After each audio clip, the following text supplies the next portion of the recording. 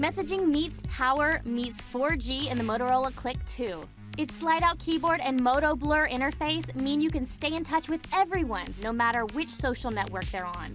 Its 1 GHz processor and Android OS make browsing the web or running apps a breeze. And of course, its 4G connectivity produces incredibly fast internet speeds. Pick the Cliq for 1 penny with a contract.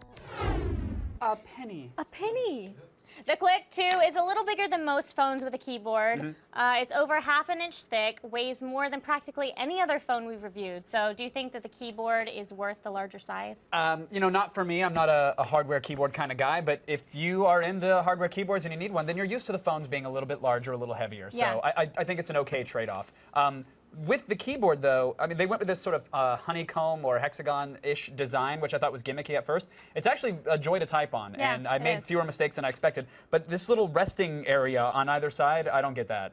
You don't It's need for it. your thumbs to relax. Okay, you don't. Oh, Your phone so doesn't need nice. like a Zen spa oh, no, for it your does. thumbs. This, It really this feels amazing to my thumbs right now. I would rather relax my thumbs on larger keys so they're easy to press. But with that said, it's the size is just fine, I think. Now, is the touchscreen as good as any other Android phone we've used? Yeah, it is. It totally is. Tapping, swiping, pinching, zooming, whatever you crazy kids are into, they should all work just fine. I do want to point out, though, that compared to an iOS device, yes, it's a little laggy, but not by much.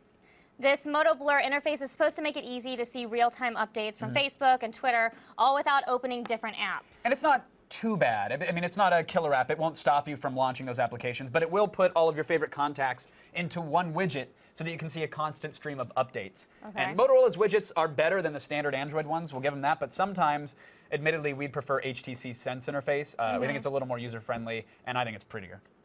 Oh, well, that counts. Yeah, always err on the side of gorgeous.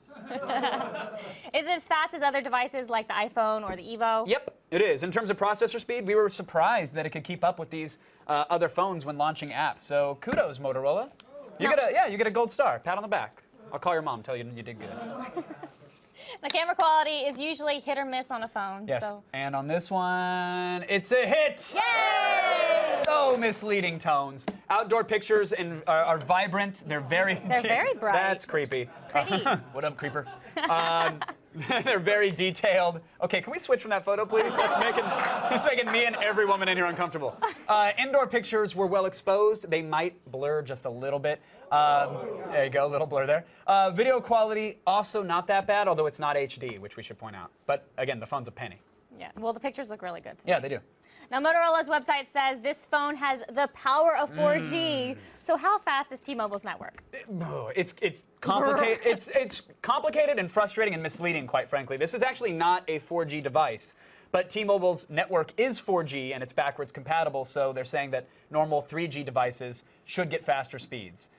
With that said, That's so complicated. It's misleading. The website says the power of 4G, it's 4G everywhere. The phone is a 3G phone. That's all you're going to get on it. Yes, it might be a little faster than other 3G phones, but it's not a 4G device. I wish they would stop touting it like it is. That's just the bottom line there. Okay, but it's only 1 cent with a contract if you buy it on Amazon Wireless. So what are we rating it? Even with all that said, 4 out of 5.